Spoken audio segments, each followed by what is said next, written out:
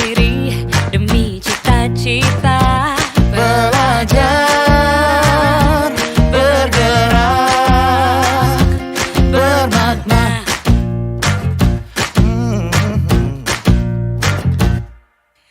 Aku bisa belajar dari ilmumu. Oh, kamu bisa belajar dari yang ku tahu. Belajar, bergerak, bermakna. Yeah.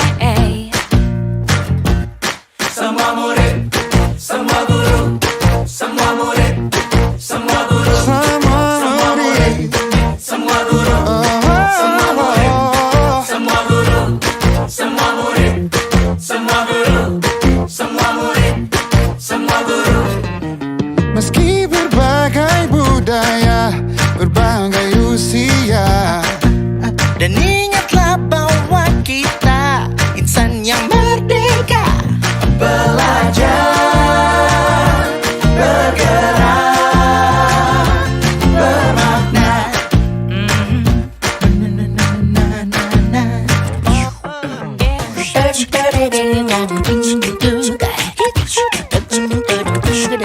Semua murid, semua guru, semua murid, semua guru, semua murid, semua guru, semua murid, semua guru, semua murid, semua guru, semua murid, semua guru, semua murid, semua guru, semua murid, semua guru, semua murid, semua guru, semua murid, semua guru. Belajar, bergerak, semua murid, semua guru.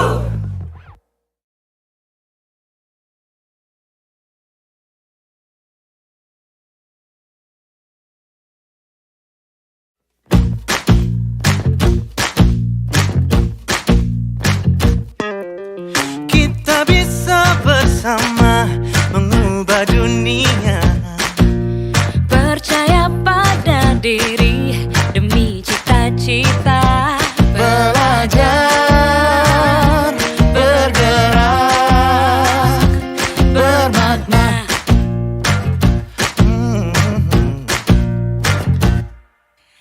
Aku bisa belajar dari ilmumu.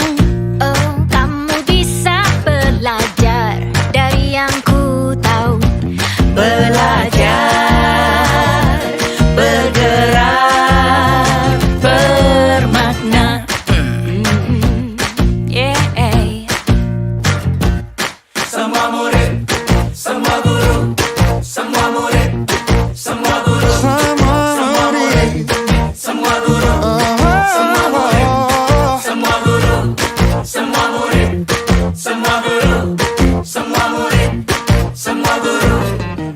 Meski berbagai budaya, berbagai usia, dan ingatlah bahwa Assalamualaikum warahmatullahi wabarakatuh. Yang terhormat Ibu Kepala Sekolah SDN Serdang 01 Pagi, dan yang saya hormati Bapak dan Ibu Guru serta karyawan SDN Serdang 01 Pagi yang saya banggakan. Puji dan syukur kita panjatkan kehadirat Allah Subhanahu wa Ta'ala atas berkat dan rahmatnya kita dapat berkumpul di siang hari ini di tempat yang insya Allah dirahmati Allah Subhanahu wa Ta'ala. Amin. Amin. Salawat serta salam kita curahkan kepada Nabi besar Muhammad SAW. Mudah-mudahan kita mendapatkan syafaatnya di yaumul akhir nanti. Amin. Ya Rabbal Alamin. Terima kasih untuk Bapak dan Ibu Guru serta Ibu Kepala Sekolah yang sudah menghadiri kegiatan pada hari ini. Mudah-mudahan langkah dan niat baiknya dicatat sebagai amal baik. Amin ya Rabbal Alamin. Sebelum memulai acara pagi hari ini, kita awali dengan membaca basmalah. Bismillahirrahmanirrahim. Baik Bapak Ibu Guru semua, di sini saya akan mempresentasikan diseminasi modul 1.4 budaya positif. Nah, di sini saya sebagai CGP angkatan 10 Nurmaya dari DKI Jakarta yaitu dari SD Serdang 01 Pagi. Selanjutnya adalah langsung saja ya Bapak Ibu Guru. Topik pembahasan pada hari ini ada 6, yaitu disiplin positif dan nilai-nilai kebajikan universal. 2. Teori motivasi, hukuman, penghargaan, dan restitusi. 3. Keyakinan kelas. 4. Kebutuhan dasar manusia. 5. Restitusi, yaitu 5 posisi kontrol. Dan 6. Restitusi segitiga restitusi. Selanjutnya nih Bapak Ibu, ada sebuah pertanyaan. Setuju atau tidak setuju? Nah, yang pertama adalah hukuman dapat mendisiplinkan anak. Setuju atau tidak Bapak Ibu? Setuju. Setuju, baik. Nomor 2, pemberian hukuman dengan hal positif seperti membaca atau membersihkan halaman sekolah dapat meningkatkan disiplin anak. Setuju atau tidak? Setuju. Tidak. Ada setuju, ada yang tidak. Baik. Terus yang ketiga, memberi penghargaan dapat meningkatkan motivasi belajar anak. Setuju atau tidak? Setuju. Setuju. Baik, nanti kita akan bahas apakah yang setuju atau tidak setuju itu sudah sesuai atau belum. Nah, selanjutnya di sini yang pertama adalah kita akan belajar mengenai disiplin positif dan nilai-nilai kebajikan universal.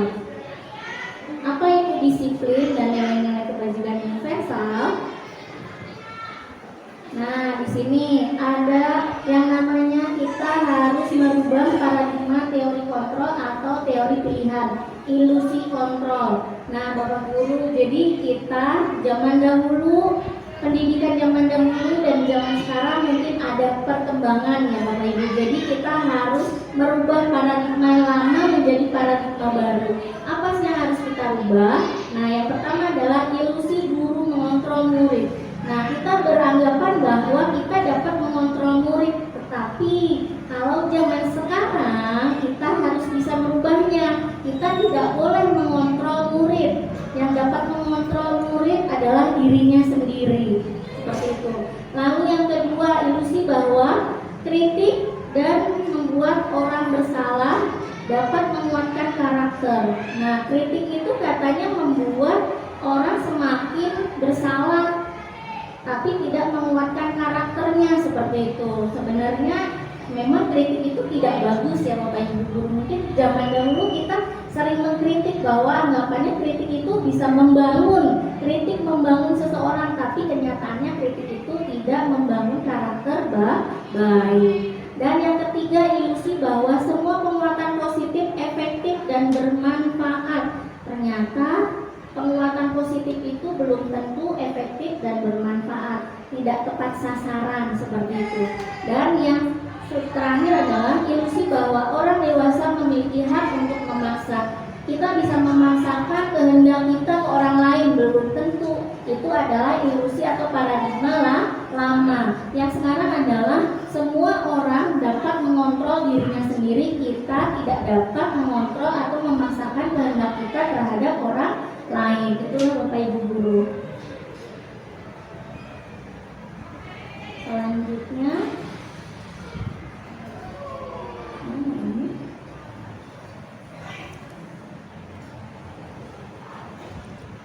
ya, selanjutnya apakah makna disiplin? Nah, Bapak Ibu Guru, disiplin itu berasal dari kata disiplina yang artinya belajar.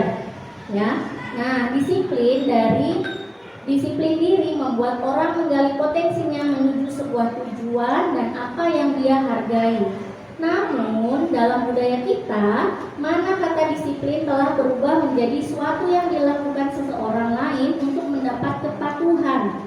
Kecenderungan umum adalah menghubungkan kata disiplin dengan ketidaknyamanan, bukan dengan apa yang kita hargai dan pencapaian satu tujuan mulia.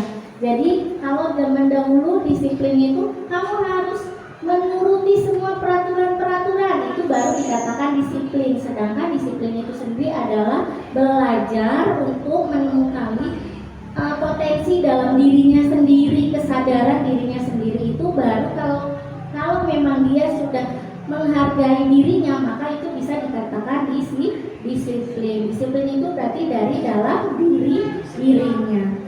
Tidak mengikuti peraturan, kalau tidak mengikuti peraturan-peraturan yang tertulis gitu kan. Tapi kalau misalnya mengikuti peraturan tertulis tapi dia dengan terpaksa, berarti dikatakan belum disiplin.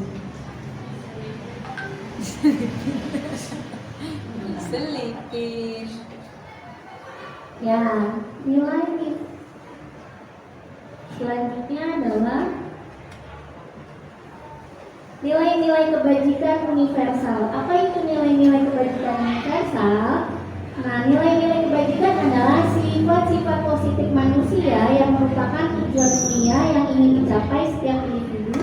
Nilai-nilai tersebut bersifat universal dan lintas bahasa, suku bangsa, agama maupun latar belakang. Jadi nilai-nilai kebajikan itu adalah nilai-nilai baik karakter yang ingin dijunjung tinggi. Seperti misalnya nilai kejujuran, seperti itu. Nilai apalagi? Tanggung jawab, itu adalah bagian dari nilai-nilai kebajikan.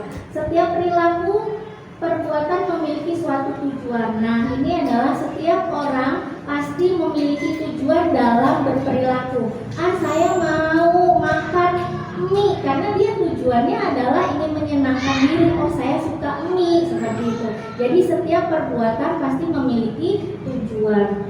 Terus yang kedua adalah dengan mengaitkan nilai-nilai kebajikan yang diyakini seseorang, maka motivasi intrinsiknya akan terbangun sehingga menggerakkan motivasi dari dalam dan dapat mencapai tujuan mulia. Nah, jadi ketika nilai-nilai kebajikan itu sudah muncul di dalam dirinya, maka itu akan terbangun sendiri kesadarannya tanpa kita perintah-perintah.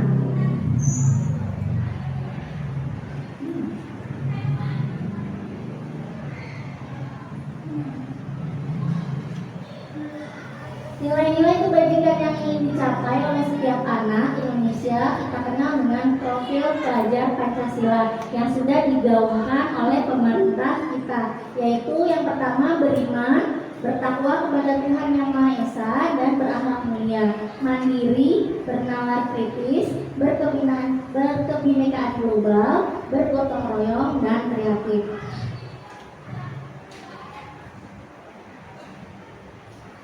Yang kedua yaitu adalah teori motivasi hukuman dan penghargaan serta restitusi. Teori motivasi perilaku manusia yang pertama yaitu untuk menghindari ketidaknyamanan atau hukuman. Misalnya, apa yang akan terjadi apabila saya tidak melakukannya? Aku tidak usah piket, gitu kan? Nanti juga dihukum, seperti itu kan? Nah, aku piket pagi-pagi, takut dihukum sama Ibu Maya. Nah, akhirnya dia terpaksa melakukannya. Nah, itu adalah menghindari ketidaknyamanan hukuman.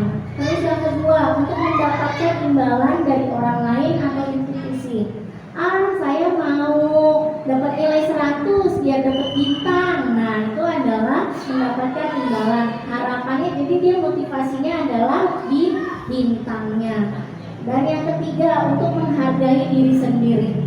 Nah, saya pikir saya membantu teman, misalnya saya membersihkan kelas tanpa diperintah atau apapun, dia sudah sadar dirinya sendiri. Ada sampah diambil tanpa disuruh, nah itu sampah, tolong diambil. Nah, kalau misalnya seperti itu, dia belum sadar.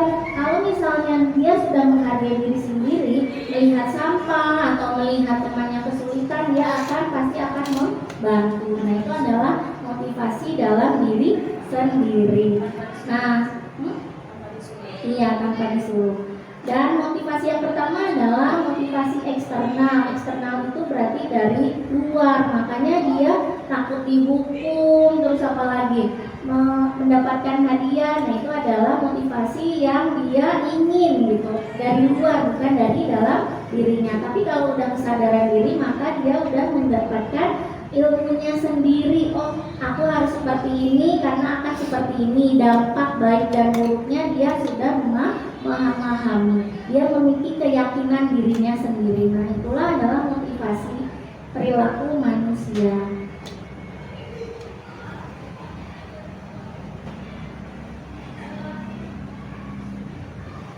Selanjutnya kata Ki Hajar Dewantara, merdeka. Menurut Ki Hajar Dewantara, merdeka itu artinya tidak hanya terlepas dari perintah, akan tetapi juga cakap membuat perintah sendiri. Jadi merdeka itu merdeka yang sebebas-bebasnya dalam diri, bukan karena perintah, karena ingin dilihat seperti itu, karena ingin mendapat hadiah, bukan seperti itu.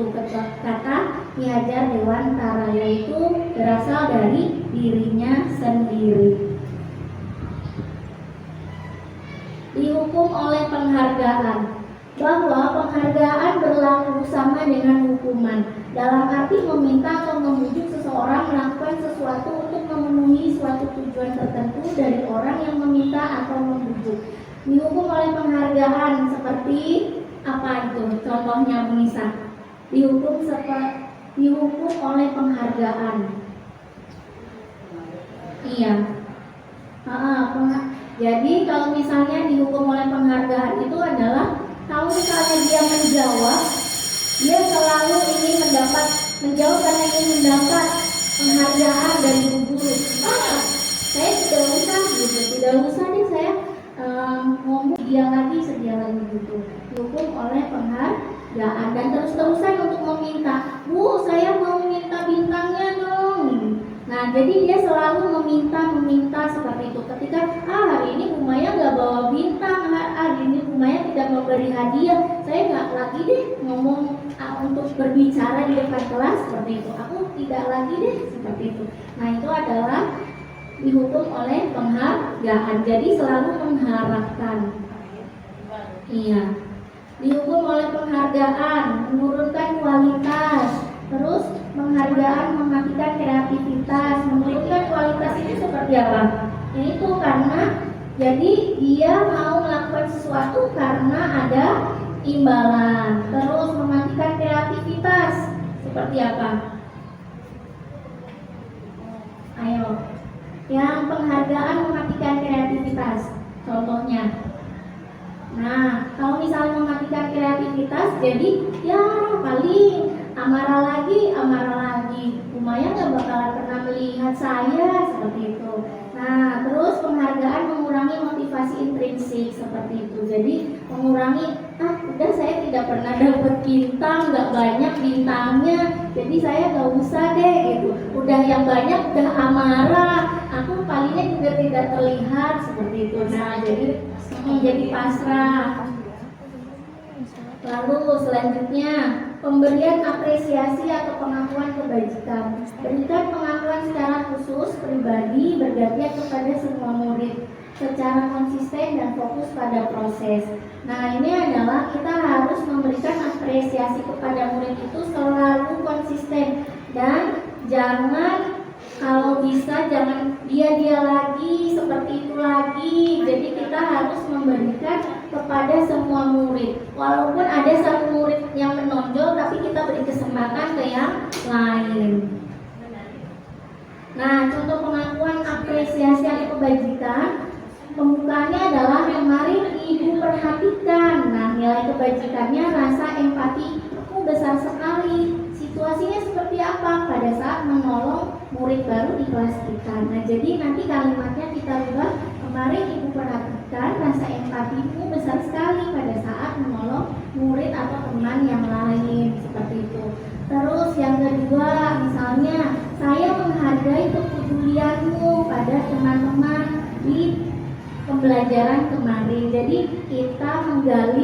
kita memberikan nilai-nilai kebajikan kepada anak tersebut, bahwa ini loh kamu itu udah peduli kemarin. Nah, jadi kalau kita memberi apresiasi bukan sekedar hadiah, puji-pujian yang bermanfaat, pujian yang memiliki nilai-nilai kebajikan. Jangan asal memberikan pujian yang good job seperti itu, tapi tidak ada nilai kebajikannya. Good jobnya itu atas melakukan apa seperti itu. Terus dia itu bernilai apa sih, kejujurannya kah, atau kerajinannya, kedisiplinannya, atau tanggung jawabnya. Jadi kita kalau membuat pujian harus ada nilai-nilai kebajikan. Reward hadiah. Iya, kalau reward hadiah. Kalau ini sekarang kita lebih kepada kata-kata, tetapi kata-katanya harus bernilai nilai-nilai kebajikan yang anak agak tahu, oh seperti aku melakukan membantu teman itu ternyata aku menolong, seperti itu. Saya sudah menolong teman, oh saya ini tanggung jawab mengerjakan PR.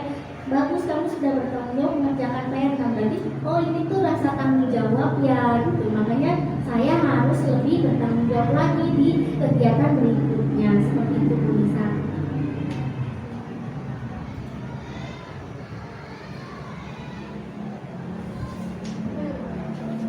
Perbedaan hukuman dan konsekuensi. Apa itu perbedaan hukuman dan konsekuensi?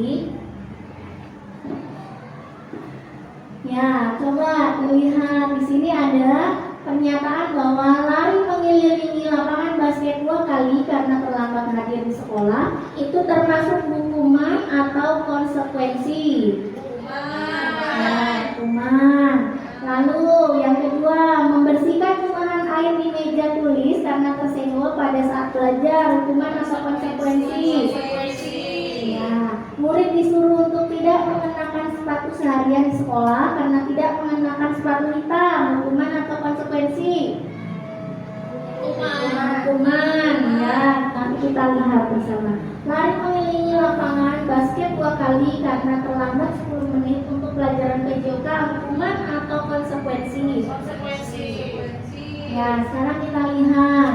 Lari mengelilingi lapangan basket adalah hukuman. Iya, betul Bapak Ibu guru semua. Kenapa hukuman? Karena ya, dia datang terlambat sekolah. Peraturannya di sekolah adalah tidak datang terlambat. Nah, maka akan diberi hukuman pada zaman dulu.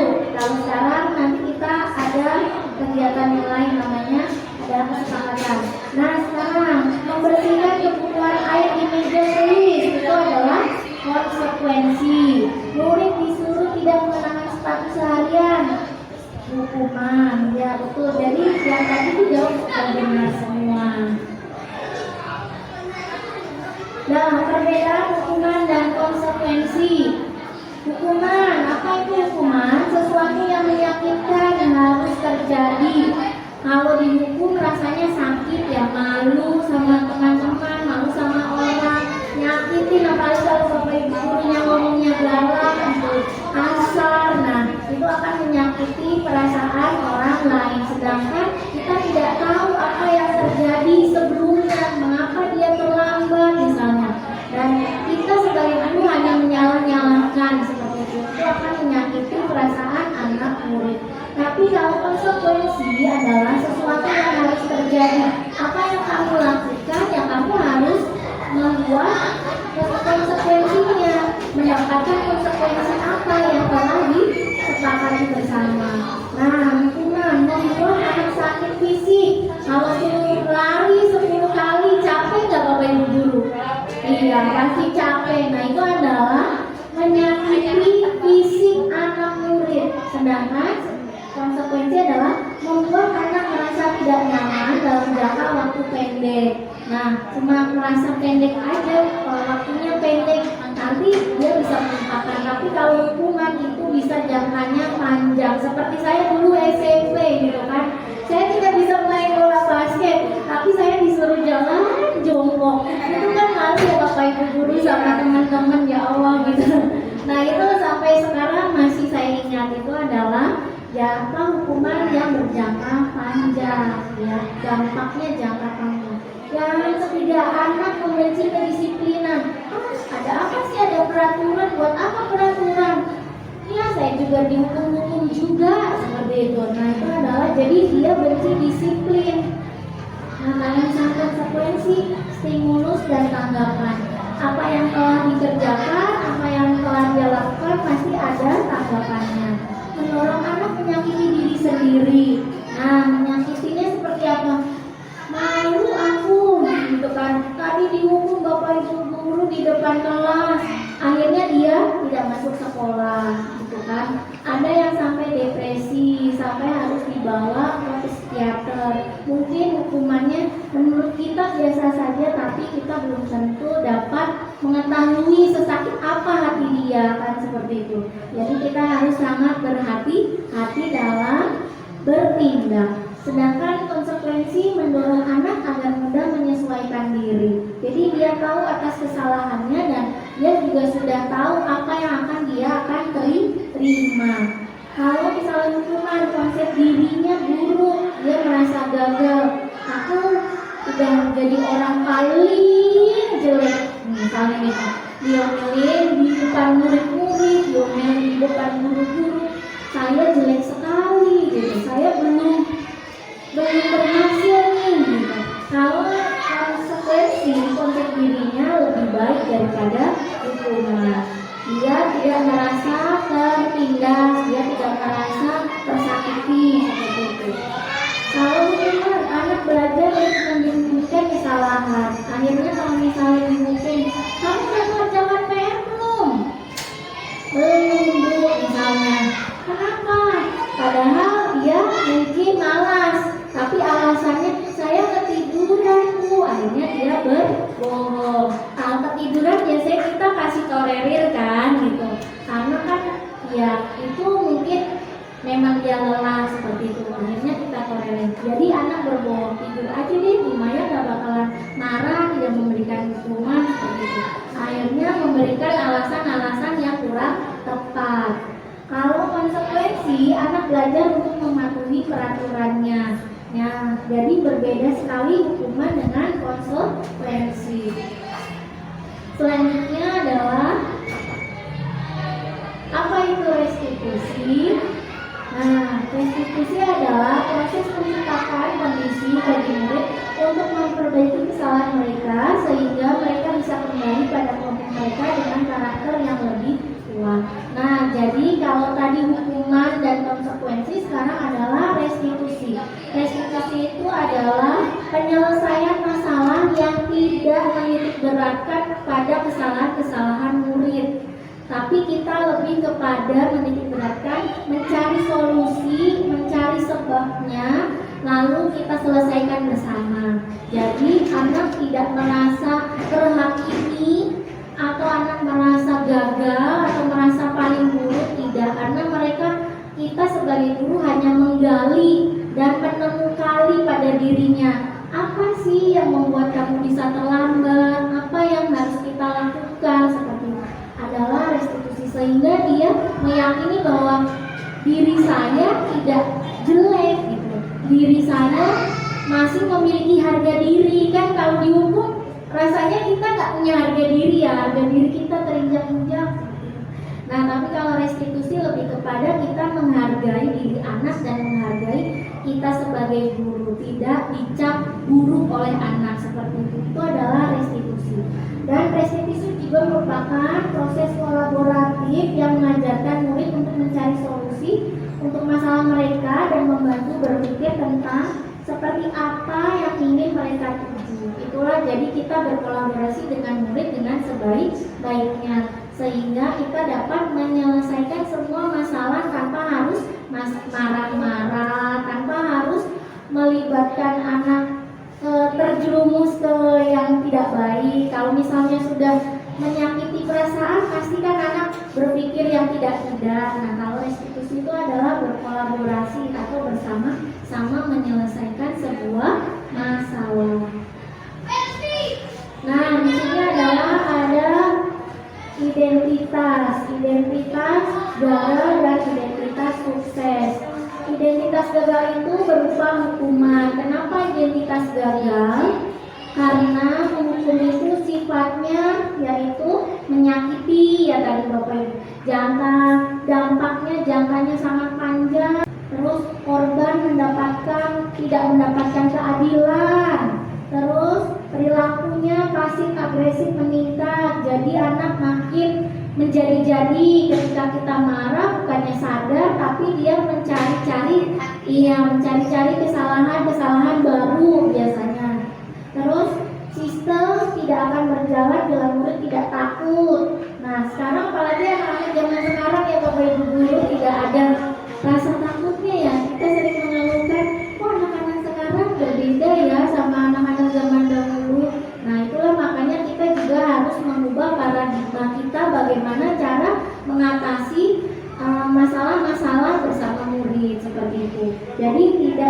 lantas dengan hukuman atau konsekuensinya.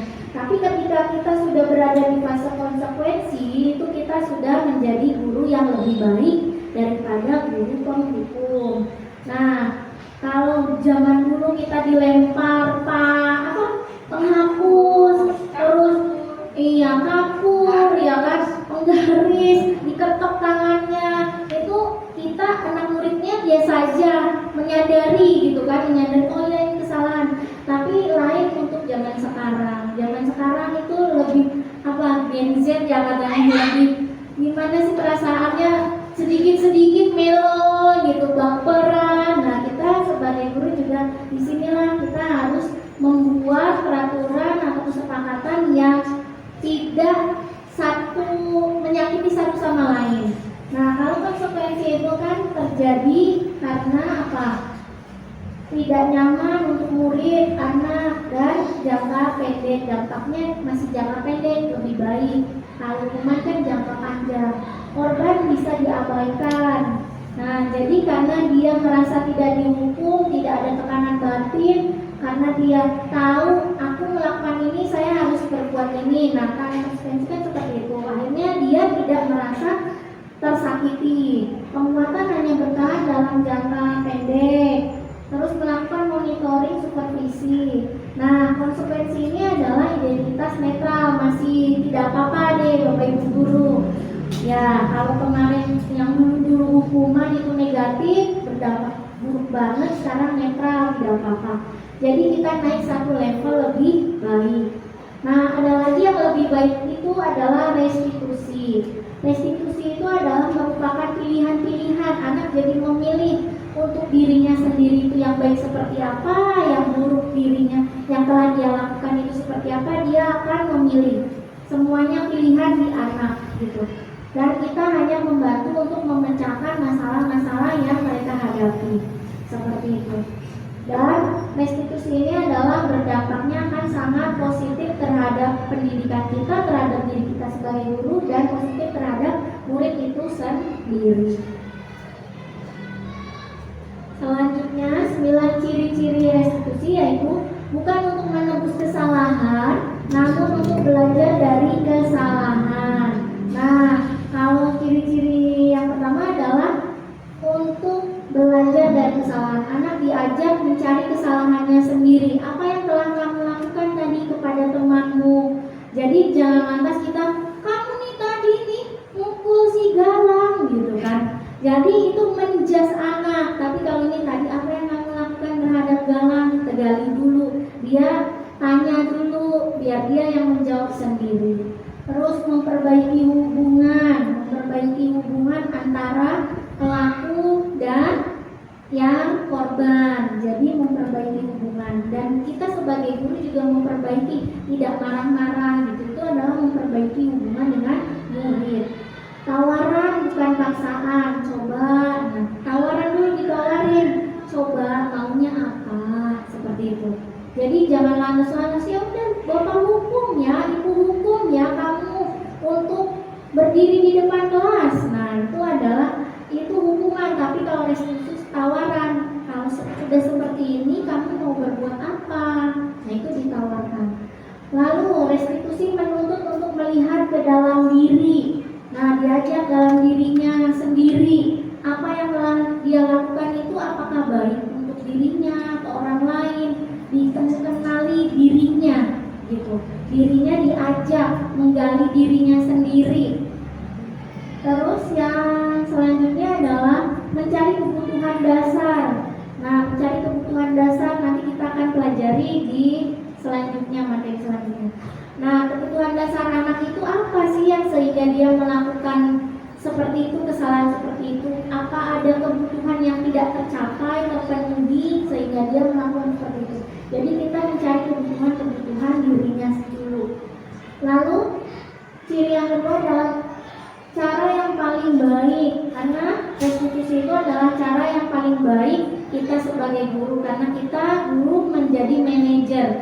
Mereka anak akan mencari tahu sendiri kesalahannya dan menyelesaikan masalahnya sendiri. Kita hanya membuat pertanyaan-pertanyaan yang dapat menggali dirinya. Atas kesalahan apa yang kamu lakukan, bagaimana pada karakter bukan tindakan. Nah, karakternya itu diharapkan adalah sesuai dengan nilai kebajikan, kejujurannya, tanggung jawabnya, menghargai orang lain atau tidak. Nah, itu adalah kita harus menumbuhkan karakter baik kepada anak. Yang ciri selanjutnya adalah fokus pada solusi. Nah, kalau hukuman kan hanya memberi hukuman tanpa memberi solusi. Jadi anak ya udahlah paling dihukum lari doang gitu. Dihukum lari aja, dihukum berdiri aja. Itu tidak menyelesaikan masalah. Saya besok akan lakukan lagi nih kesalahan saya kepada teman itu nih. Toh nanti juga sama bu guru suruh lari doang. Nah, itu adalah tidak fokus pada solusi. Tapi kalau restitusi harus menyelesaikan masalah. Kamu berbuat seperti itu kepada galak, itu harus ada solusinya supaya mereka dapat menyelesaikan masalah berdua, tidak ada kesalahpahaman lagi. Jadi mereka harus sama-sama menemukan solusi untuk menyelesaikan sebuah masalah. Yang selanjutnya adalah restitusi mengembalikan murid yang berbuat salah pada kelompoknya. Kalau kita hukum, anak-anak kan merasa malu, minder, aku dihukum. Kalau mungkin ada anak yang memiliki perasaan halus gitu kan, kalau dihukum sedikit dia merasa malu, terhinakan. Nah, makanya dengan restitusi kita bisa membuat anak bisa kembali ke kelompoknya karena merasa tidak terintimidasi. Nah, oleh karena itu kegiatan selanjutnya adalah membuat keyakinan kelas. Mengapa tidak ada peraturan saja? Mengapa harus ada keyakinan kelas? Yang pertama, mengapa kita memiliki peraturan harus menggunakan helm bila mengendarai motor roda 2? Dan yang kedua, mengapa kita memiliki peraturan 3M menggunakan masker, mencuci tangan, dan menjaga jarak 1,5 meter? Nah, ini adalah sebuah peraturan-peraturan yang sudah kita temui di kehidupan kita ya. Nah, sekarang dengan kita belajar adanya motivasi, teori motivasi, terus keyakinan dalam diri. Nah, ini adalah keyakinan itu harus muncul atau motivasi dalam diri sendiri yang memiliki keyakinan lebih menggerakkan seseorang. Jadi, kalau peraturan kan hanya tertulis aja gitu kan. Nah, sekarang kita harus memiliki keyakinan. Mengapa ada peraturan seperti itu? Oh, karena ada keyakinan yang harus kita miliki gitu.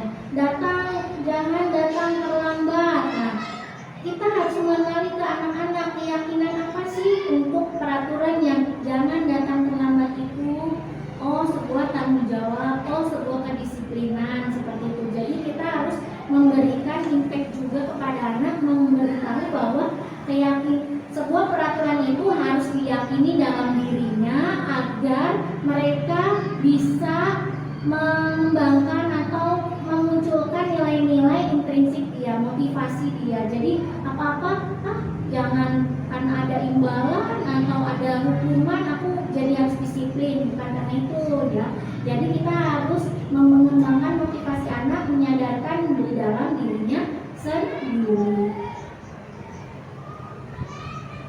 Nah, budaya positif.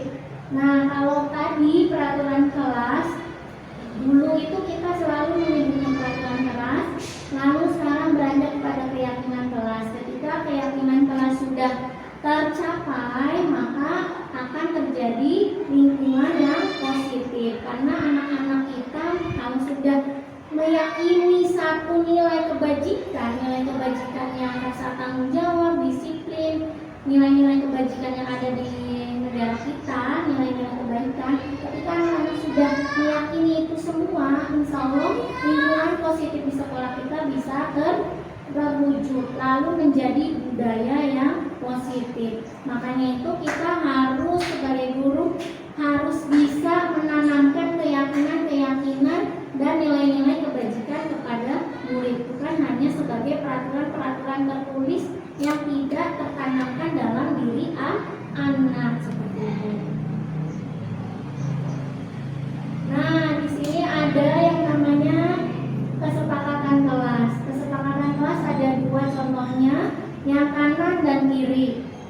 Coba Bapak Ibu guru lihat.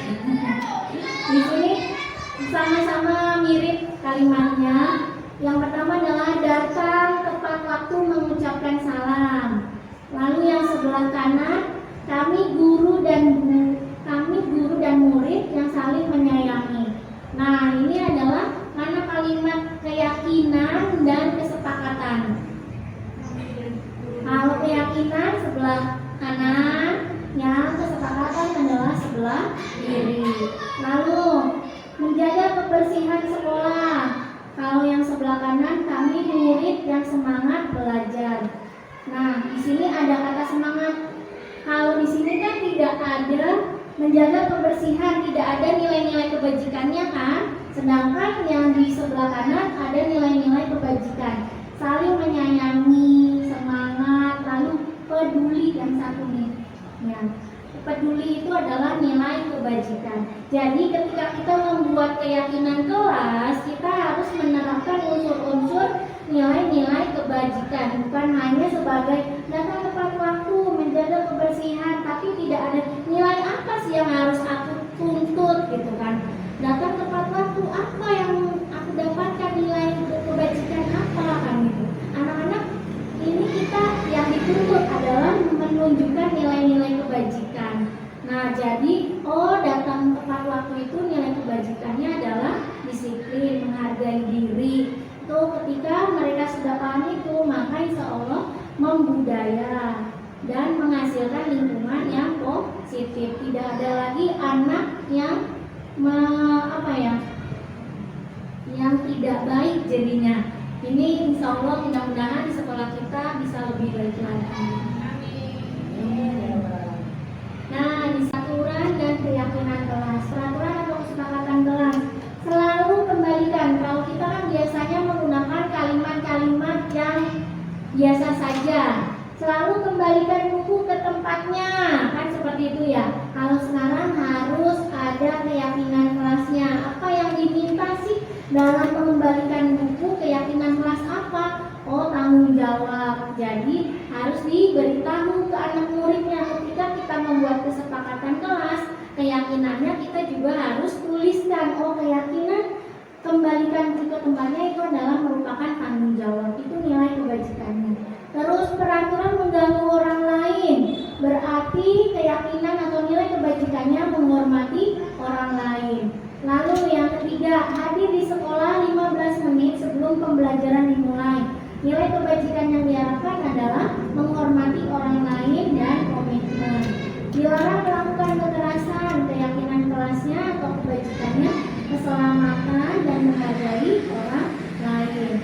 Yang selanjutnya bergantian atau menunggu giliran. Nilai kebajikannya yaitu menghormati orang lain dan bersabar. Peraturan kesepakatan kelas, jangan berlari di kelas atau koridor. Nah, keyakinannya adalah keselamatan dan keamanan.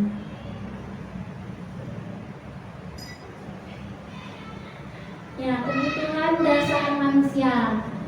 Selanjutnya kita akan belajar kebutuhan manusia itu ada apa saja sih. Nah, apa itu kebutuhan dasar manusia? Seluruh tindakan manusia memiliki tujuan tertentu. Semua yang kita lakukan adalah usaha terbaik kita untuk mendapatkan apa yang kita inginkan.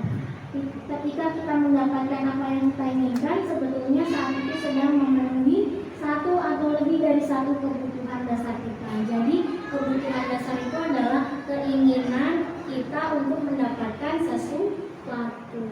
Apa saja kebutuhan dasar manusia? Yaitu yang pertama bertahan hidup. Lalu yang kedua adalah penguasaan, yang ketiga kebebasan, yang keempat kesenangan, dan yang kelima adalah kasih sayang dan rasa diterima. Ketika kita mendapatkan apa yang kita inginkan, sebetulnya saat itu kita sedang memenuhi satu atau lebih dari satu kebutuhan dasar kita. Kebutuhan yang pertama adalah bertahan hidup.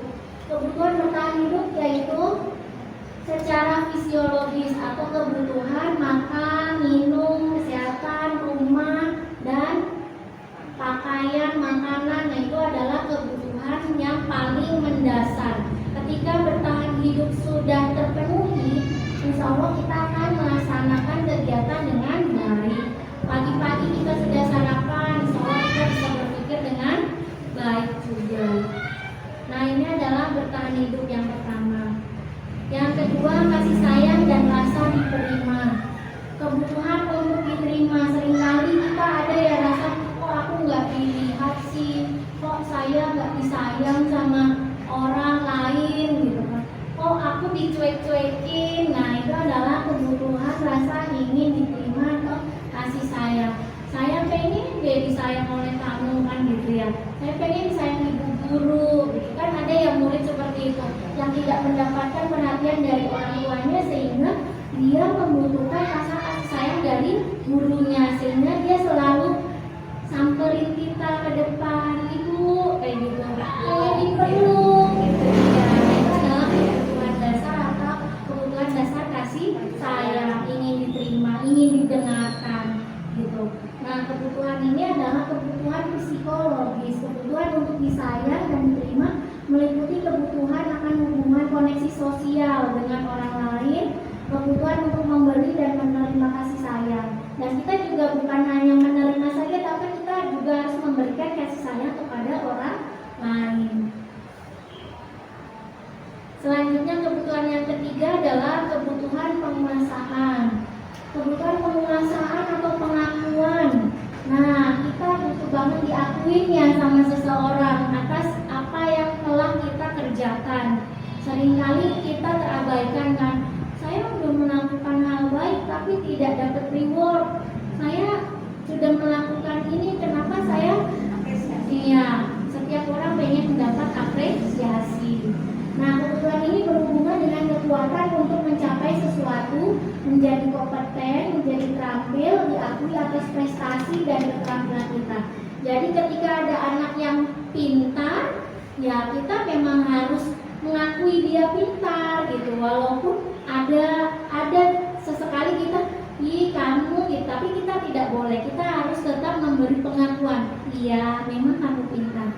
Tapi kalau misalnya dia anak pintar pasti menyepelekan tugas-tugas atau mengintimidasi teman, kita tetap harus memberikan arahan, memberikan pengakuan, kamu pintar tapi kamu lebih baik, jangan seperti ini, tetap diarahkan. Jadi pengakuan kebutuhan dasar manusia itu adalah butuh diakui, salah satunya. Selanjutnya adalah kebutuhan akan kebebasan atau pilihan. Nah, ada anak-anak yang lari-lari, nah itu karena mereka butuh kebebasan.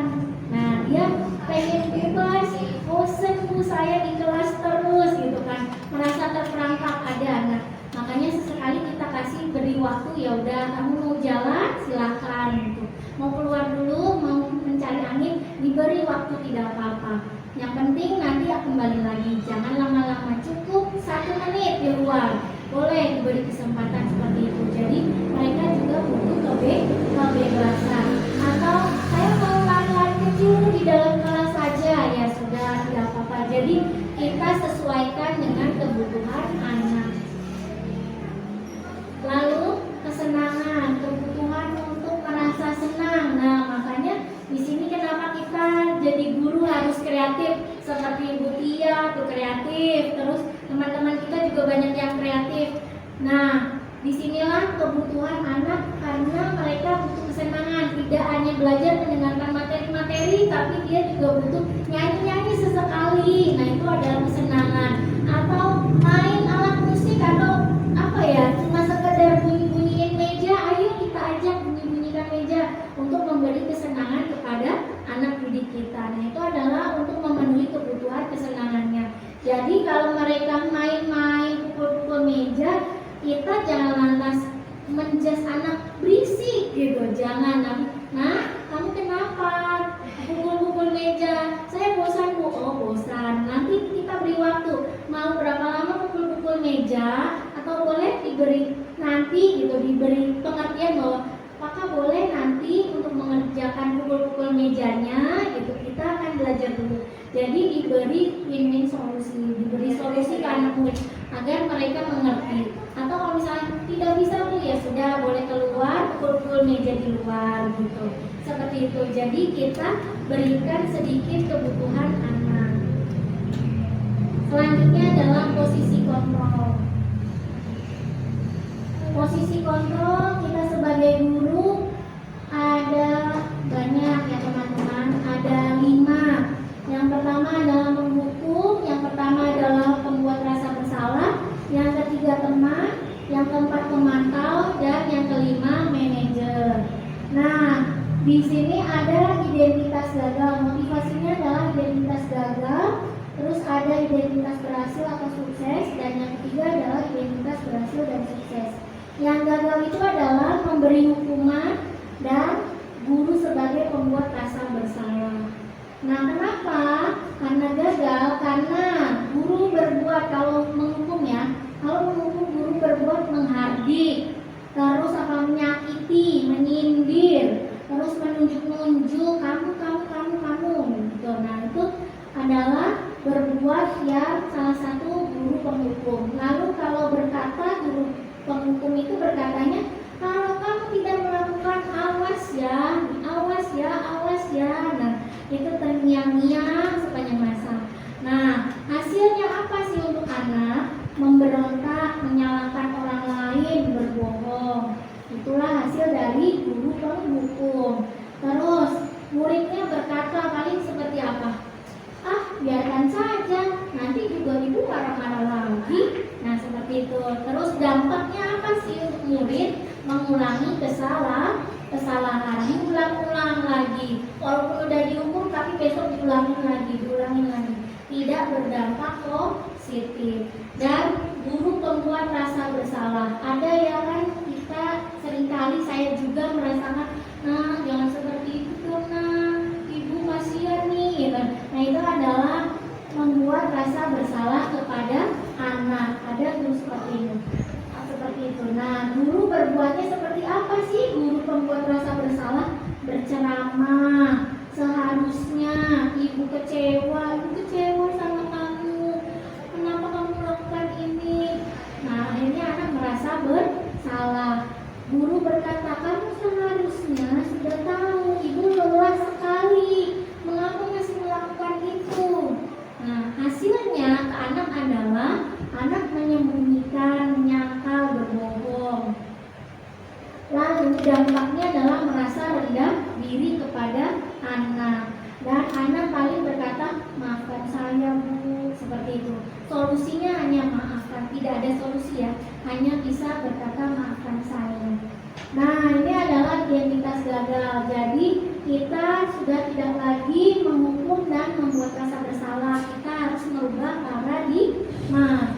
Dan sekarang ada lagi guru yang merasa memposisikan dirinya menjadi teman. Nah, berbuat apa sih guru yang seperti teman itu? Membuat alasan-alasan untuk muridnya. Lalu kata-kata yang biasa diucapkan biasanya, ayolah lakukan demi ibu guru, nurut dong nak, kasihan ibu. Nah, terus yang kedua, masa kamu tidak mau bantu ibu gitu. Jadi merasa seperti teman, ngomong ke teman gitu. Sebenarnya itu tidak boleh juga ya. Dan hasilnya adalah anak menjadi ketergantungan, kurang menghargai kita juga. Lalu murid paling berkata, saya pikir bapak atau ibu teman saya, ternyata begitu. Karena merasa menganggap berteman, jadi menyepelekan seperti itu. Dan dampaknya lemah, tidak mandiri dan tergantungan. Kan nanti ada ibu Maya, tenang aja gitu. Ah, nggak usah ini deh, kan ada ibu gitu, ada ibu Maya, ada Pak Agung seperti itu. Nah, jadi dia lebih menyepelekan atau tidak mandiri, apa-apa dilimpahkan ke guru. Dan sebagai pemantau, nah pemantau ini adalah berbuatnya seperti menghitung, mengukur jam berapa ini, ayo 2 jam lagi ya gitu. Terus apalagi mengukur berapa lama kamu harus melakukan ini. Nah, jadi dia hanya mengukur dan menghitung. Udah jam 5, udah jam 2 misalnya, udah mau waktu pulang. Nah, jadi dia hanya menghitung seperti itu. Terus perkataannya apa peraturannya? Peraturan nomor berapa yang kamu lakukan, yang kamu telah pelanggar gitu kan? Oh, nomor 2 Pak, apa itu?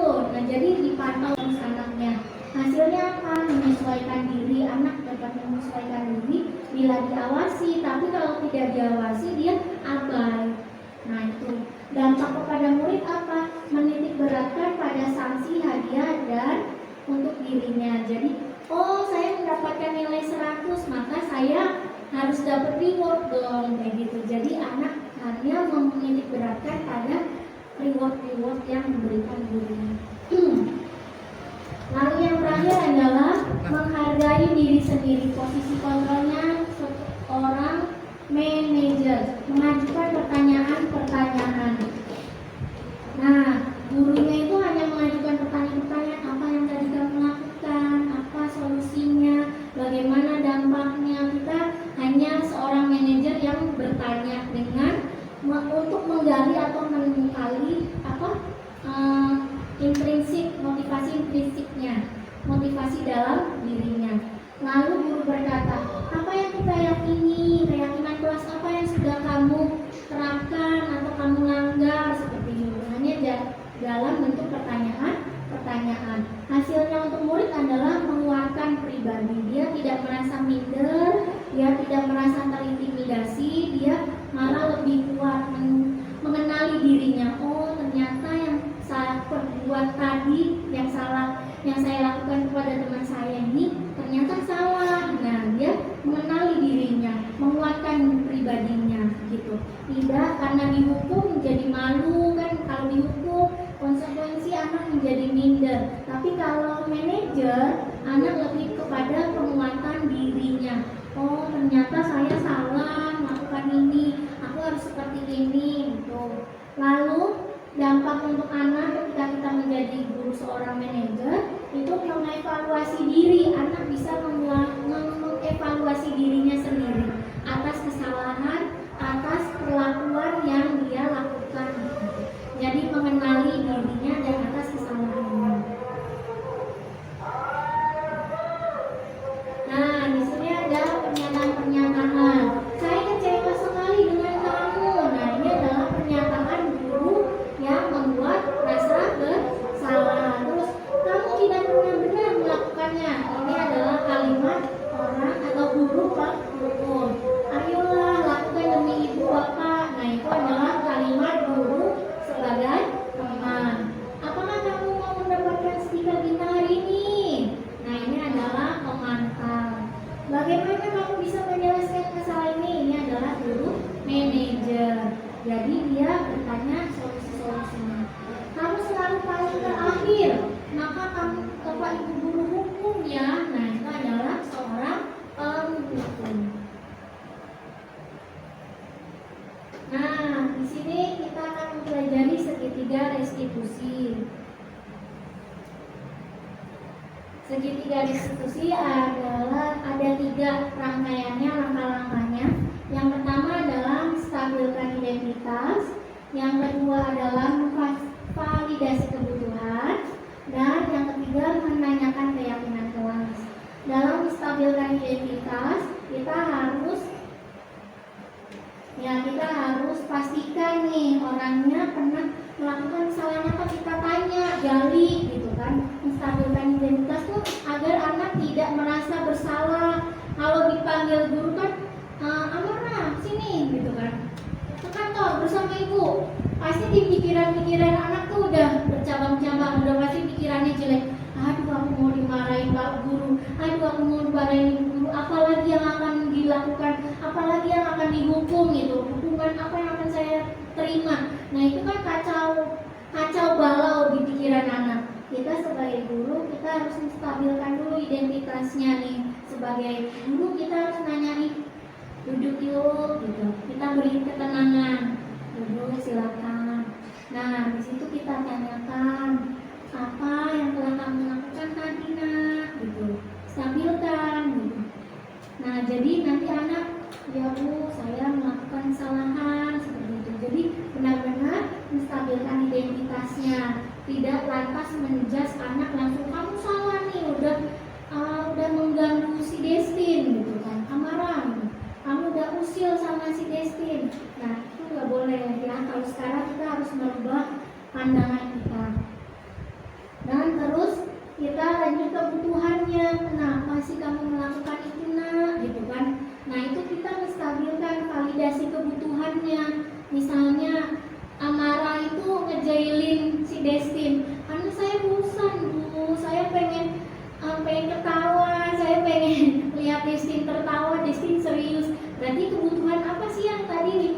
itu? Kebutuhan kesenangan. Nah, amarah ini ternyata butuh kesenangan karena dia bosan belajar, akhirnya menjadi temannya. Kita validasi kebutuhannya. Lalu setelah validasi kebutuhannya, oh ibu mengerti, kamu ternyata bosen ya gitu. Jadi jangan langsung marah-marah terus, tapi lebih kepada melakukan segitiga restitusi. Setelah itu, nah tanyakan keyakinannya. Amarah, kita kan sudah membuat keyakinan kelas nih waktu tahun ajaran baru atau minggu lalu misalnya. Keyakinan apa sih yang kamu temui gitu? Ketika kamu menjadi seorang teman, apakah itu menjadi salah satu keyakinan kita? Oh bukan Bu, ternyata saya mengganggu teman. Nah itu berarti amarah telah melanggar keyakinan apa gitu kan? Ya melanggar apa tuh? Menghargai ya, rasa menghargai teman. Nah jadi ditanyakan setelah kita memvalidasi kesalahan atau kebutuhan, kita yakini, kita cocokkan dengan kesepakatan atau keyakinan yang telah kita ubah, maka solusi itu akan tercapai, solusi itu akan tergali oleh dirinya sendiri. Ya Bu, saya tidak melakukan keyakinan kelas pada poin menghargai orang lain, maka saya akan lebih baik lagi, besok saya akan lebih menghargai diri sendiri, akan menghargai destin orang lain seperti itu. Jadi dia menemukan solusinya sendiri untuk menyelesaikan sebuah masalah. Nah ini adalah stabilkan identitas untuk membuat anak merasa gagal karena salah menjadi positif terhadap dirinya. Nah jadi kan kalau udah dipanggil guru dia pikirannya macam-macam, maka kita harus stabilkan identitasnya karena dia merasa gagal. Nah kata-kata yang bisa kita berikan di sini, berbuat salah itu adalah manusiawi nak. Nah itu adalah kata-katanya Bu untuk menstabilkan identitas anak. Yang kedua, tidak ada manusia sempurna, ibu juga pernah melakukannya. Nah maka dia ibu juga pernah melakukan kesalahan, bukan saya saja seperti itu. Terus yang ketiga, kita pasti bisa menyelesaikan masalah ini. Oh ternyata ibu guru akan membantu memberikan solusi, atau ibu guru akan bersama saya gitu, merasa seperti itu jadinya. Terus yang selanjutnya, bapak ibu tidak tertarik untuk mencari tahu siapa yang benar, siapa yang salah. Ibu lebih tertarik untuk menyelesaikan masalah. Oh jadi anak merasa, oh ibu nggak perlu tahu nih, ya udah deh kita cari solusi bersama-sama yuk gitu. Nah itulah kata-kata yang untuk menstabilkan identitas dirimu murid. Jadi merasa kuat dalam dirinya, tidak merasa down dulu gitu ketika kita panggil. Terus kamu menyalahkan dirimu sendiri terus menerus, apakah kamu bersikap baik? Nah itu kan kembaliin, kamu menyalahkan diriku baik atau tidaknya? Tidak baik Bu, kan pasti anak jauh begitu. Nah berarti itu menguatkan tuh nilai kebajikan, menguatkan keyakinan dirinya untuk menjadi yang lebih baik. Setelah itu, setelah menstabilkan identitas, langkah selanjutnya adalah memvalidasi kebutuhan. Guru bisa melontarkan kata-kata untuk anak muridnya, yaitu kamu bisa saja melakukan hal yang lebih buruk, tapi kamu tidak melakukannya kan? Jadi kan anak kadang ada yang melempar pensil ya ke temannya. Nah itu masih mending pensil kan, maksud di sini kan. Bisa jadi kalau anak yang marah bisa melempar batu atau yang lebih keras gitu. Berarti kan ini menstabilkan validasi kebutuhan kamu. Nah, untung gitu, kamu untung tidak melakukan gitu yang lebih buruk gitu. Nah yang kedua adalah bisa melontarkan kata-kata kamu pasti punya alasan mengapa melakukannya. Jadi cari tahu alasannya. Terus yang ketiga, kamu boleh tetap berusaha menjaga sikap itu, tapi tambahkan sikap yang lain yang baru. Nah jadi kita harus tetap mengarahkan anak kepada yang nilai-nilai kebajikan itu, jangan melepaskan. Nah terus maukah kamu belajar dengan cara lain untuk memperbaiki hal ini? Kalau misalnya amarah suka lari-lari atau suka mengganggu, cari bagaimana kalau ketika kamu udah bosan, merasa bosan belajar di kelas, boleh kamu meminta izin ibu guru menjelaskan apa kebutuhanmu, lalu nanti kita selesaikan bersama. Jadi kita sebagai manajer harus banyak-banyak bertanya tentang kebutuhan-kebutuhan. Nah, setelah itu menanyakan keyakinan.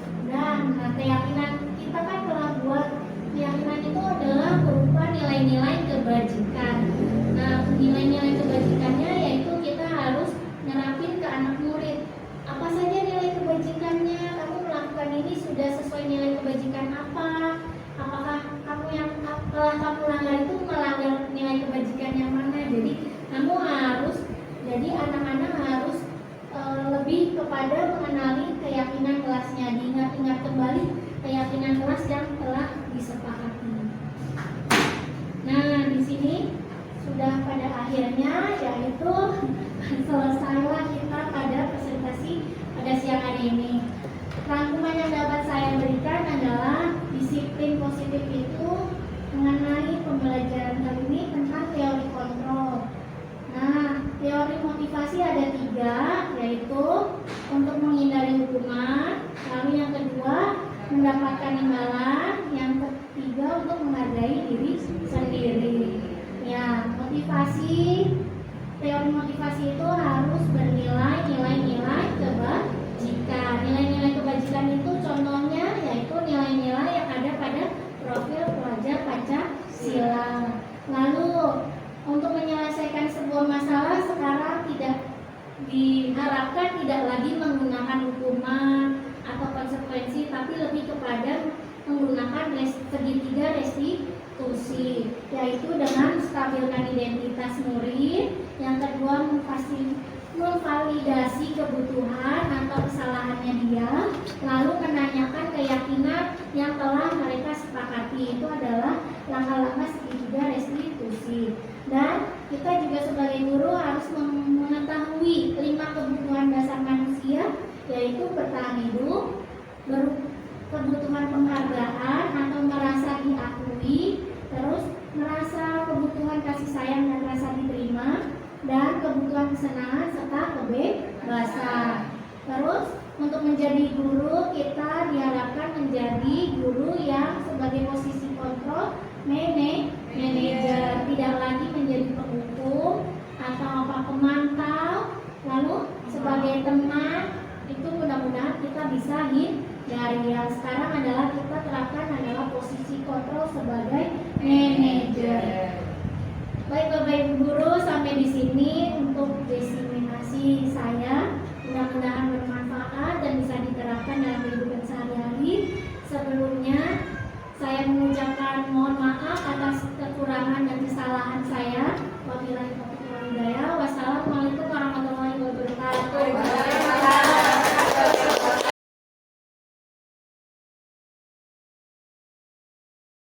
Assalamualaikum warahmatullahi wabarakatuh. Waalaikumsalam warahmatullahi wabarakatuh. Apa kabar anak-anak ibu hari ini? Baik. Alhamdulillah.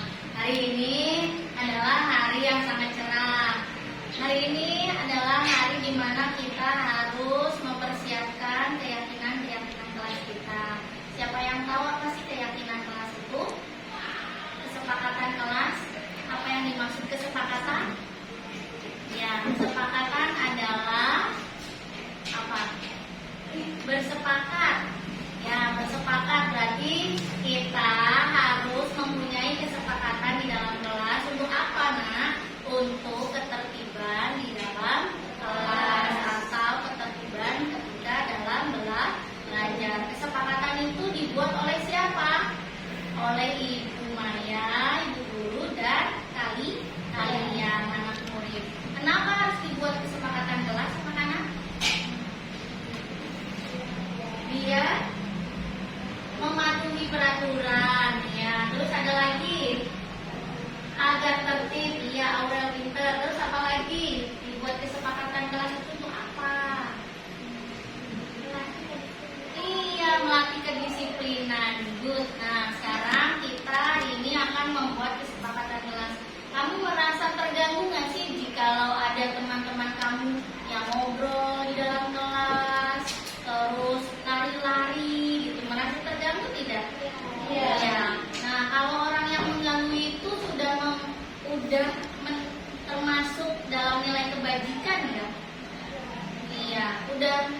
menunjukkan nilai-nilai kebaikan nggak kalau mengganggu orang lain? Tidak. Jadi maka kita harus membuat kesepakatan kelas agar nilai-nilai kebaikannya di dalam diri kita tetap terjaga. Nilai-nilai kebajikan itu apa sih, Nak? Nilai-nilai kebaikan. Contohnya apa nilai kebaikan di sekolah? Tadi disiplin, ya itu nilai kebajikan. Terus apa lagi? Tertib. Ya, kalau tertib itu kita pasti akan menghargai orang lain. Ya, sabar ya kalau tertib ya itu adalah nilai-nilai kebajikan. Nah, maka dari itu kita buat yuk kesepakatan kelas apa yang kamu inginkan agar seluruh yang ada di kelas ini mendapat kenyamanan dalam belajar. Nah, nanti Ibu kasih kertas. Misalnya apa sih Ibu kesepakatan yang harus kita buat? Nah, misalnya tuh kayak izin nguap. Nah, nguap itu berarti apa kesepakatan kelasnya? Tidak boleh mengantuk ketika belajar. Misalnya itu. Nah, terus ada lagi apa ya yang harus kita sepakati? Ayo apa? Kalau kita mau keluar harus bilang apa? Iya, harus meminta izin. Nah, seperti itu. Jadi nanti ditulis di sininya meminta izin ketika keluar kelas. Atau apalagi nih yang harus aku patuhi di dalam kelas?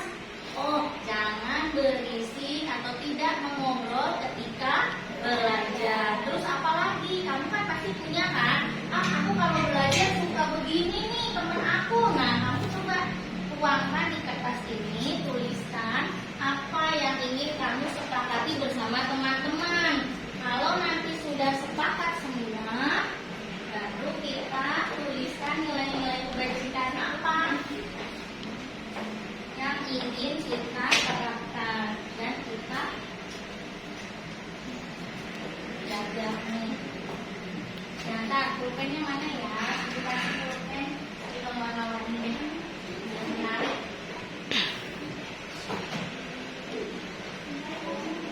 Belum, Allah kasihan.